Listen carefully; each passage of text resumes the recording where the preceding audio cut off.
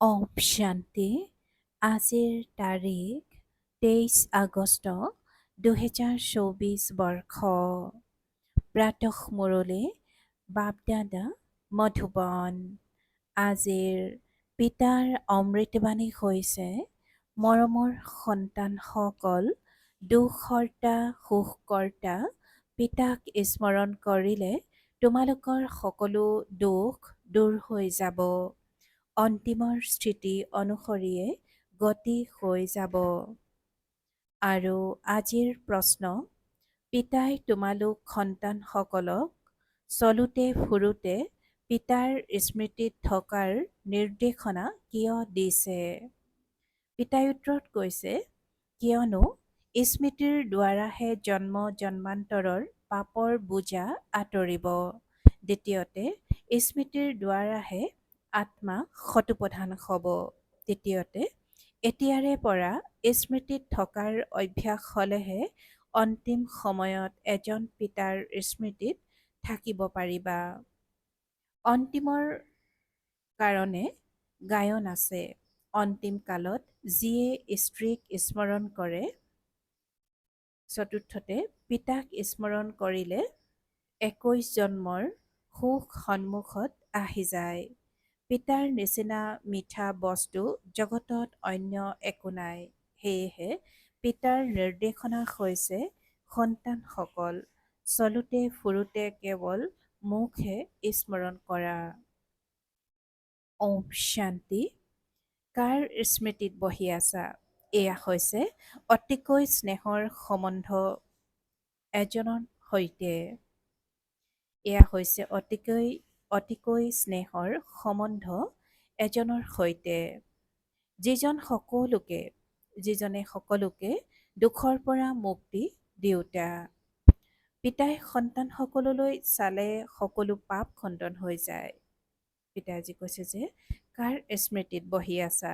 এয়া হৈছে অতিকৈ স্নেহৰ সম্বন্ধ এজনৰ সৈতে, যিজন সকলোকে দুখৰ পৰা মুক্তি দিওঁতা। পিতাই সন্তানসকললৈ চালে সকলো পাপ খণ্ডন হৈ যায়। আত্মা শতপ্ৰধানৰ ফালে গৈ আছে। দুখটো অপাৰ নহয় জানো? গোৱাও হয়, দুখহৰ্তা সুখকৰ্তা। এতিয়া পিতাই তোমালোকক সঁচাকৈ সকলো দুখৰ পৰা মুক্তি দিবলৈ আহিছে। স্বৰ্গত দুখৰ নামচিহ্ন নাথাকে। এনেকুৱা পিতাক স্মৰণ কৰা অতি জৰুৰী।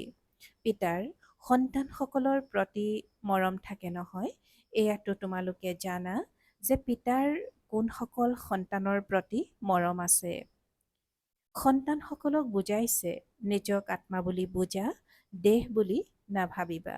পিতাই বুজাইছে যে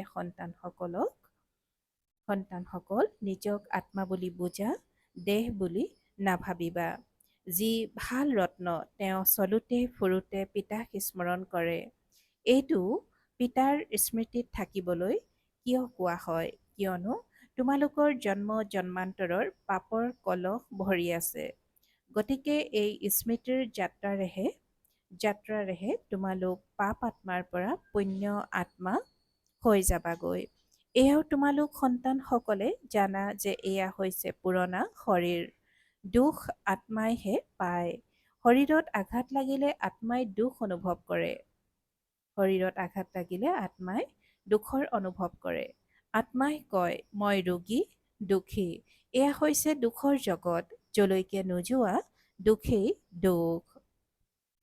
সুখধামততো দুখ থাকিব নোৱাৰে। যদি দুখৰ নাম লোৱা, তেনেহলে তোমালোক দুখধামত আছা। সুখধামততো অলপো দুখ নাই।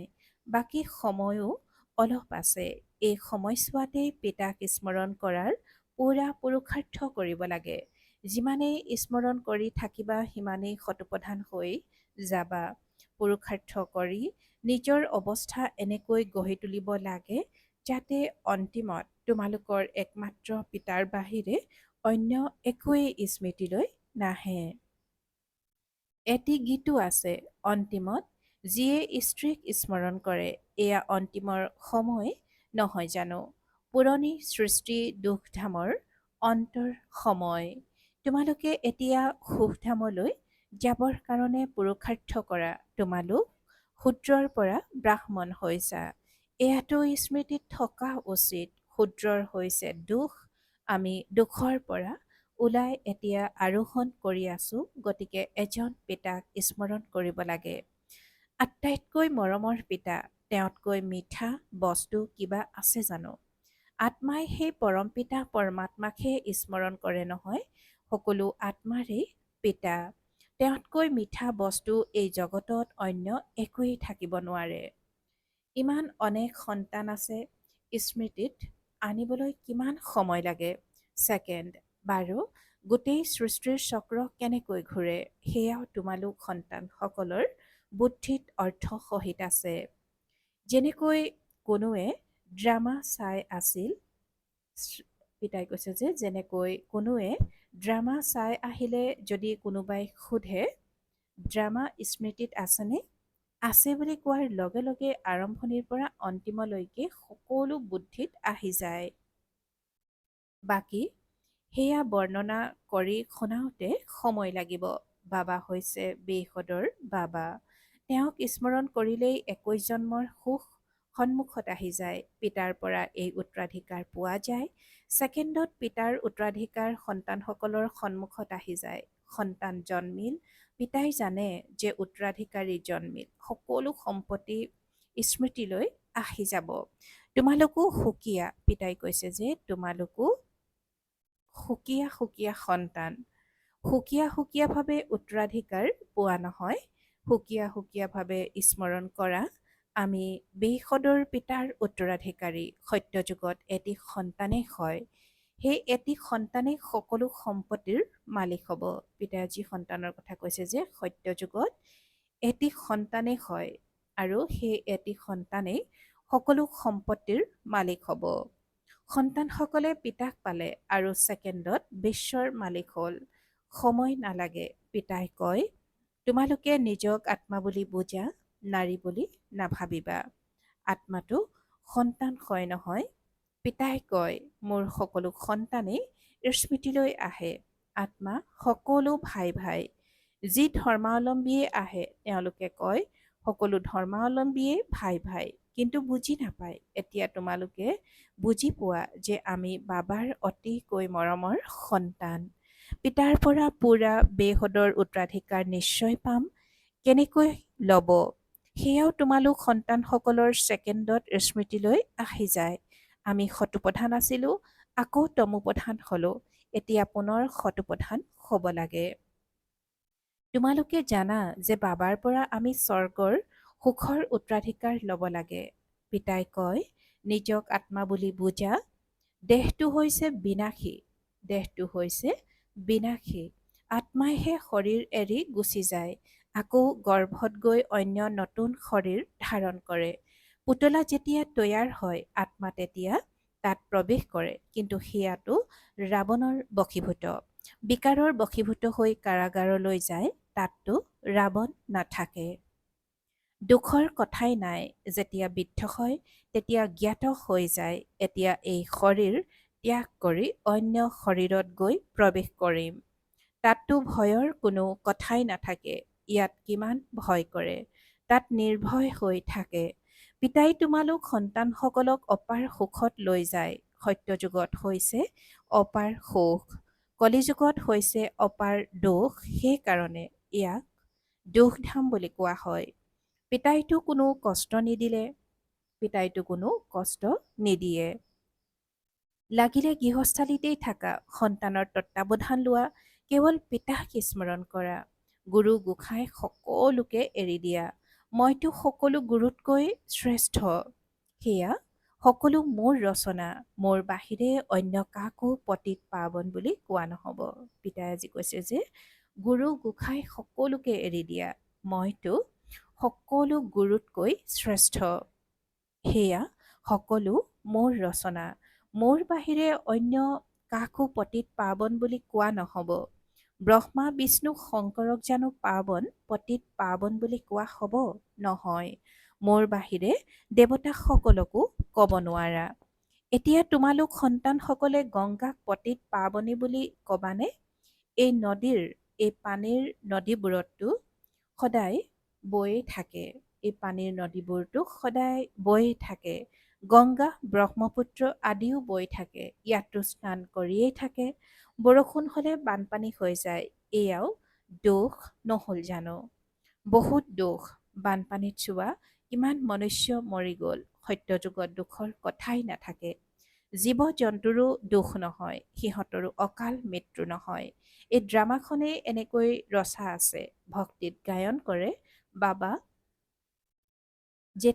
আপুনি যেতিয়া আহিব তেতিয়া মই আপোনাৰ হৈ যাম।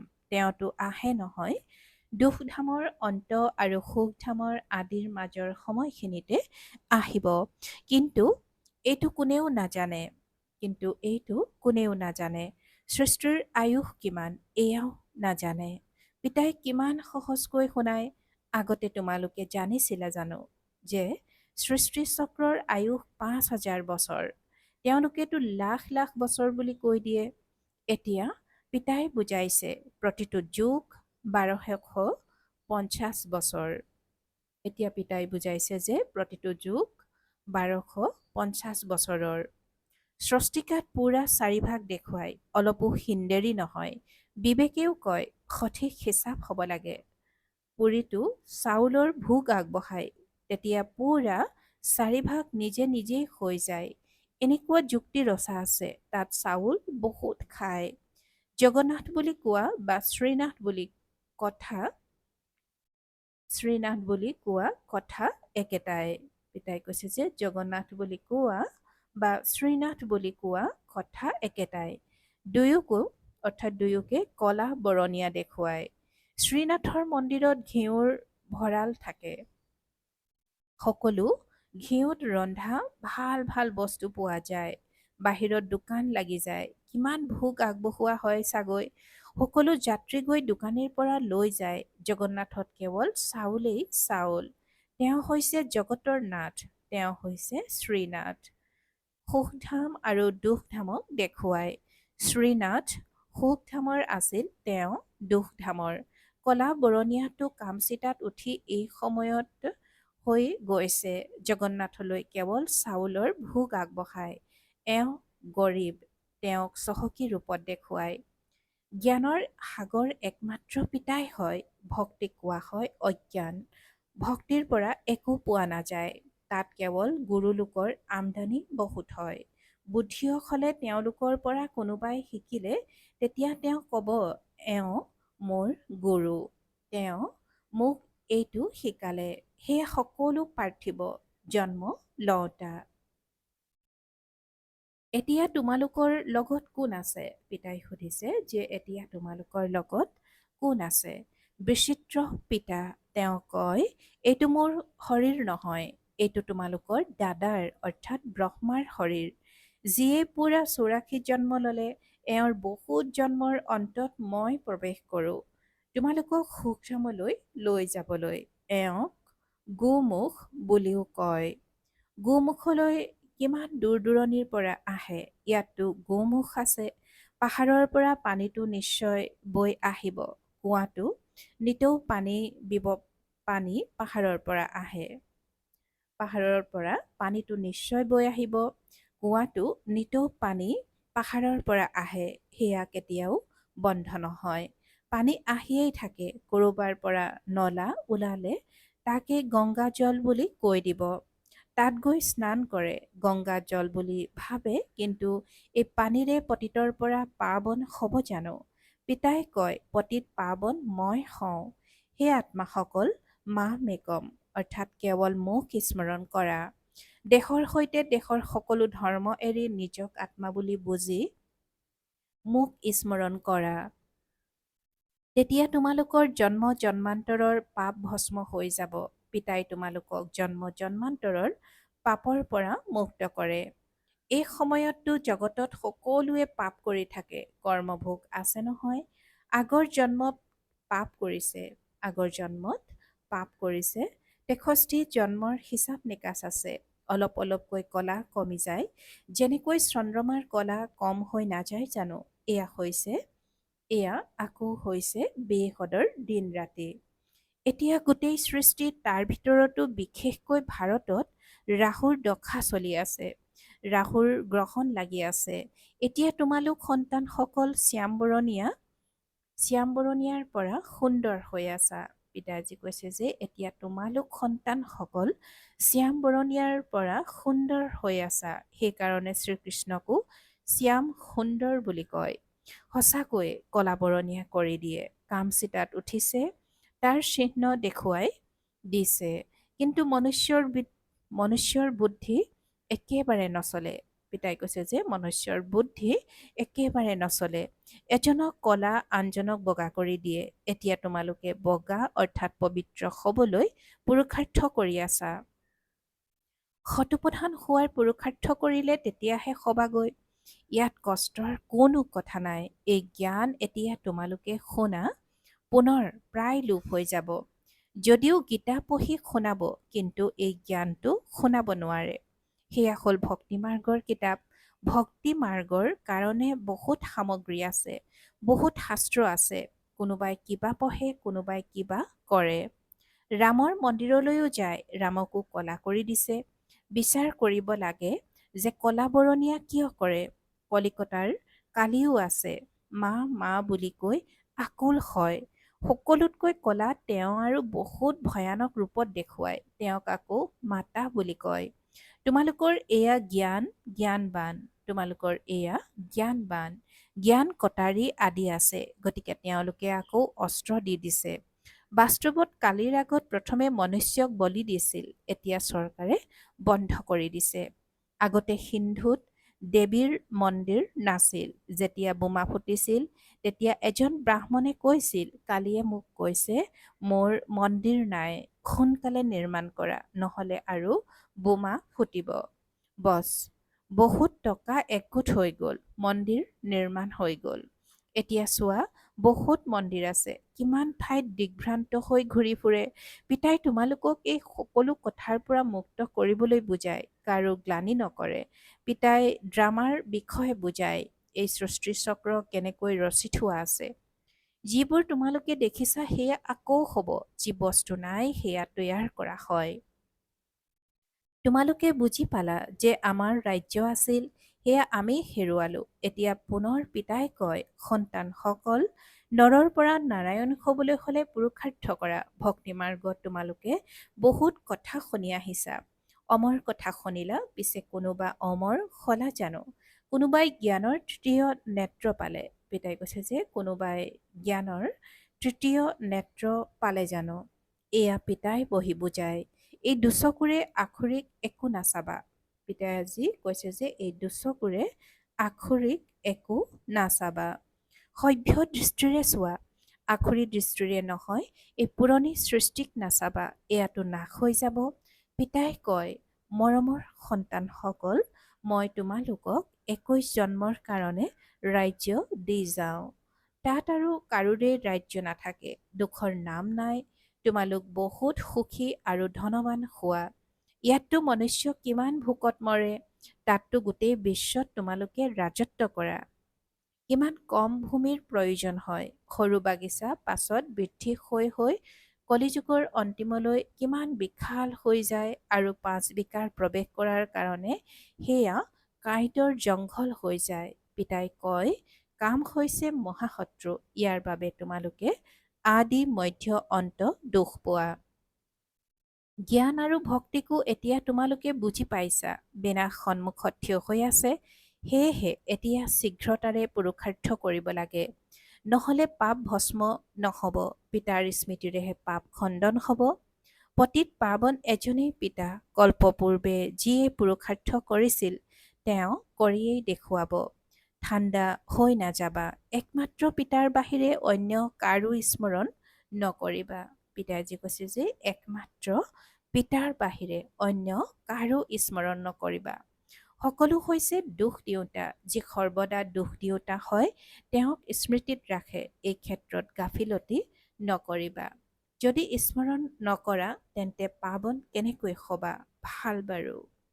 অতি মৰমৰ কল্পৰ পাছত পুনৰাই মিলিত হোৱা সন্তানসকলৰ প্ৰতি মাতা পিতা বাপ দাদাৰ স্নেহপূৰ্ণ স্মৰণ আৰু সুপ্ৰভাত। আত্মিক পিতাৰ আত্মিক সন্তানসকলক নমস্কাৰ। আৰু আত্মিক সন্তানসকলৰ আত্মিক মাত পিতা আৰু বাপ দাদাৰ প্ৰতি স্নেহপূৰ্ণ স্মৰণ আৰু সুপ্ৰভাত আৰু নমস্কাৰ নমস্কাৰ নমস্কাৰ। আৰু আজিৰ ধাৰণাৰ বাবে মুখ্য সাৰ প্ৰথমতে, এই দুচকুৰে আখৰিক অৰ্থাৎ বেয়া একো চাব নালাগে। পিতাই জ্ঞানৰ যি তৃতীয় নেত্ৰ দিছে সেই সভ্য নেত্ৰৰেহে চাব লাগে। শতপ্ৰধান হ'বলৈ পূৰা পুৰুষাৰ্থ কৰিব লাগে। দ্বিতীয়তে, গৃহস্থালী চম্ভালিও মৰমৰ বস্তু পিতাক স্মৰণ কৰিব লাগে। গৃহস্থালী চম্ভালিও মৰমৰ বস্তু পিতাক স্মৰণ কৰিব লাগে। অৱস্থা এনেকৈ গঢ়ি তুলিব লাগে যাতে অন্তিম কালত একমাত্ৰ পিতাৰ বাহিৰে অন্য একোৱেই স্মৃতিলৈ নাহে। আৰু আজিৰ পিতাৰ বৰদান, নিজৰ শ্ৰেষ্ঠ বৃত্তিৰে বিশ্বৰ বাতাবৰণ পৰিৱৰ্তন কৰোঁতা আধাৰ মূৰ ধোৱা। পিতাই আজি বৰদানত কৈছে যে নিজৰ শ্ৰেষ্ঠ বৃত্তিৰে বিশ্বৰ বাতাবৰণ পৰিৱৰ্তন কৰোঁতা আধাৰ মূৰ ধোৱা। আৰু আজিৰ বৰদানৰ ব্যাখ্যা, তোমালোক সন্তানসকল কেৱল নিজৰ জীৱনৰ বাবে আধাৰ নোহোৱা, কিন্তু বিশ্বৰ সকলো আত্মাৰ বাবে আধাৰ মূৰ্ত। তোমালোকৰ শ্ৰেষ্ঠ বৃত্তিৰে বিশ্বৰ বাতাবৰণ পৰিৱৰ্তন হৈ যায়। তোমালোকৰ পবিত্ৰ দৃষ্টিৰে বিশ্বৰ আত্মাসকল আৰু প্ৰকৃতি দুয়ো পবিত্ৰ হৈ আছে। দৃষ্টিৰে সৃষ্টি পৰিৱৰ্তন হৈ আছে। তোমালোকৰ শ্ৰেষ্ঠ কৰ্মৰ দ্বাৰা শ্ৰেষ্ঠাচাৰী সৃষ্টি স্থাপনা হৈ আছে। এতিয়া তোমালোক ইমান গুৰু দায়িত্বৰ মুকুটধাৰী হোৱা, সেইবাবে ভৱিষ্যতে মুকুট আৰু সিংহাসন প্ৰাপ্ত কৰা। আৰু আজিৰ শ্লোগান, সৰ্বশক্তিমান পিতাক নিজৰ সংগী কৰি লোৱা, তেতিয়া কোনো বিঘিনিয়ে তোমালোকক বাধা দি ৰাখিব নোৱাৰে। পিতাই আজি শ্লোগানত কৈছে যে সৰ্বশক্তিমান পিতাক নিজৰ সংগী কৰি লোৱা, তেতিয়া কোনো বিঘিনিয়ে তোমালোকক বাধা দি ৰাখিব নোৱাৰে। ওম শান্তি।